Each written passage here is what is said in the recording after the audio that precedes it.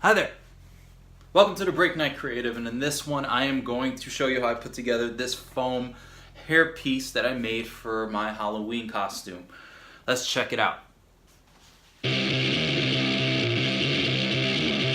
So I decided to sketch out the hair onto my sketch pad so I can get an understanding of how this hair is actually combed. I use aluminum foil and put it all over my head with a combination of foil tape and duct tape so it stays in place. Then I use a Sharpie to make a center line on my head so I can cut right down the middle and use half of the pattern, because that's really all I need is just the half. I flatten out the pattern onto my workbench while making cuts and slits so it can easily be flattened out so I can transfer it over to the foam that I'm going to use. Also, make sure to make registration points so when I'm gluing this together that the edges meet and align properly. I use barge cement and put it on the edges and wait about 5 to 6 minutes for it to dry so it's a little bit sticky. And then I apply the pieces of foam together.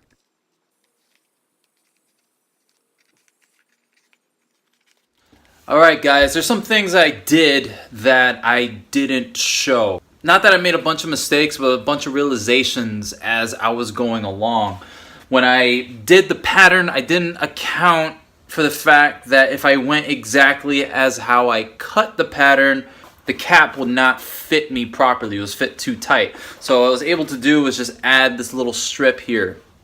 But when I did that, when I got to the back here, it was too much for the back. So I had to cut another line and then glue that together, which added that little dip there, which kind of hugs the dome in the back of my head, so it's a little more contoured to my head. So that started working out great. Then another issue I was having was the sideburn portions. Now every time I tried it on, sideburns were sticking out, which for this, the sideburns obviously have to hug my head and not be in any position where they're just going to keep flapping out. So I kept trying to think of different methods. I was trying to heat it and form it, which wasn't working out too well. The moving of my head and my face and all that was just going to force it to pop out eventually. Then I thought of figuring out the point of where it starts curving and then make a reference point for me. I'm sorry the light's not really showing it too well,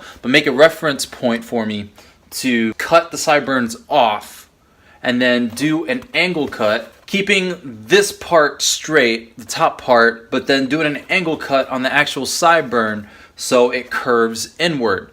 So being that I cut it at the exact point where it starts to bend out, when I put it on, this will hug my head. So you see how it curves in. And right now it just looks like a helmet.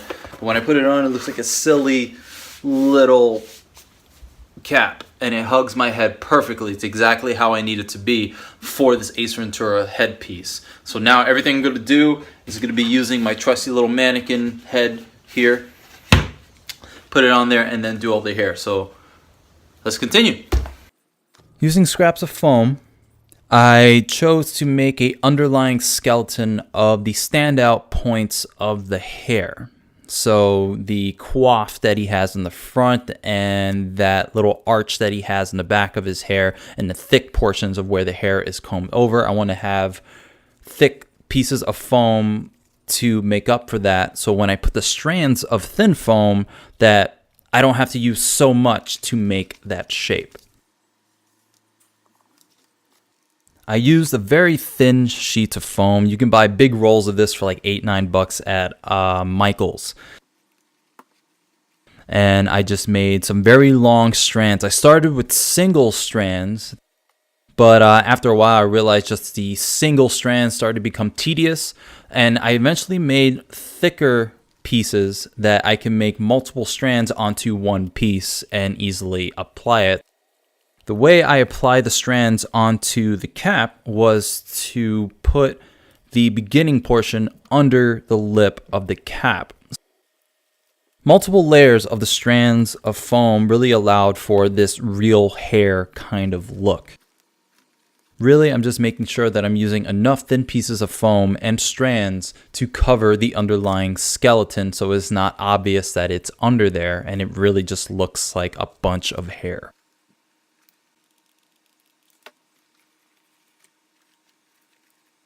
Then I get to the end point to where I play hairdresser and I start cutting off the excess to really give it the look of the hair that it needs.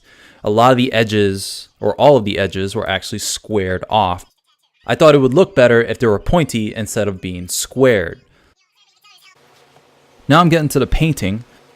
I use Plasti Dip to cover the hair piece so it's nice and flexible and it doesn't crack after I put the paint on, and it's just a nice primer to stick to the foam and cover up everything so I have one single coat. I use multiple coats of the Plasti Dip and then use a hairdryer to dry it all, and then I move on to using the paint. Now this brown paint wouldn't have been my first choice, but it was the only one I can find. But after putting that, I knew I wanted to use a light brown so then I can use some weathering techniques to cover it to give it a darker look and kind of almost a dirty blonde look. For a mix of this, I use a brown and black acrylic paint. I mix it also with some water so it's nice and watery, and I can apply it with the brush and then sweep it off with some wet paper towel.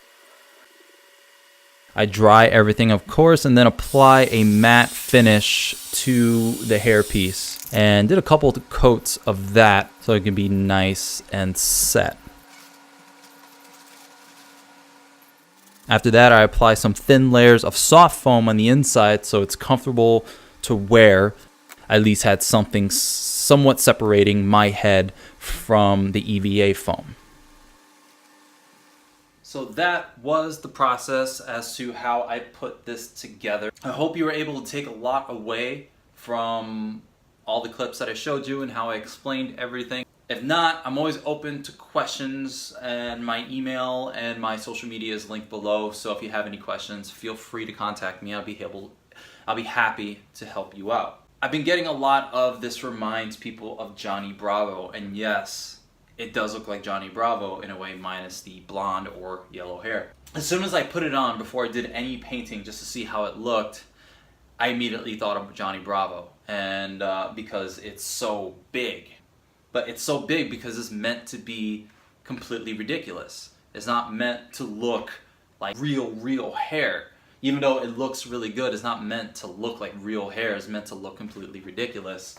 So that's why it's oversized and cartoony and all that, and it's just fun. There are some things I didn't show. I think I just forgot to hit record when I was doing them, was the sideburns. The sideburns I just kind of put before I put the hair here. Just cut out the excess strands, snip them a little bit, glue them in there, and then eventually snip the edges off so it looked like a sideburn, and then folded over the point of where the hot glue starts. So that's kind of how I did that.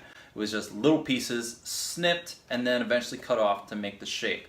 So that's how the sideburns are done. I know I didn't show it, so that's how it was done. There are some things I would have done differently, especially after looking at images a lot more closely after I was done, as I would probably have done the strands and the parting of the hair on here, but in the end, it still looks really cool. It's my golden goose of all the props that I've done as far as posting it onto Facebook groups that are involved in props and making people love this thing. And I so love the fact that people enjoy this as much as I really enjoy this, because this was fun to do and it's a fun thing to have. I knew once I made the cap to fit my head just right, which is the only thing I was worried about, I can execute the rest just fine. As soon as everything started coming together right in the beginning, I just took a couple more hours just to get as far as I could, so eventually finishing the overall piece before doing the painting the next day. That's it for the Jim Carrey Ace Ventura Pet Detective hair piece. I'll put it on one more time.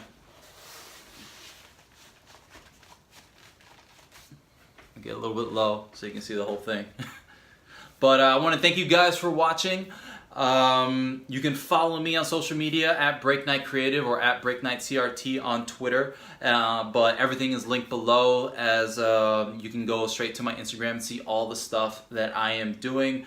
And I also have the podcast, the Break Knyte podcast that I do with my buddy Sean Iredale, where you can listen to us talk about things like this in great depth and detail, because we talk about being creative and all the things that inspire us to be creative, as I love to make different types of things. And Sean Iredale, my buddy of Amberland Studios, is a comic book artist for his own company.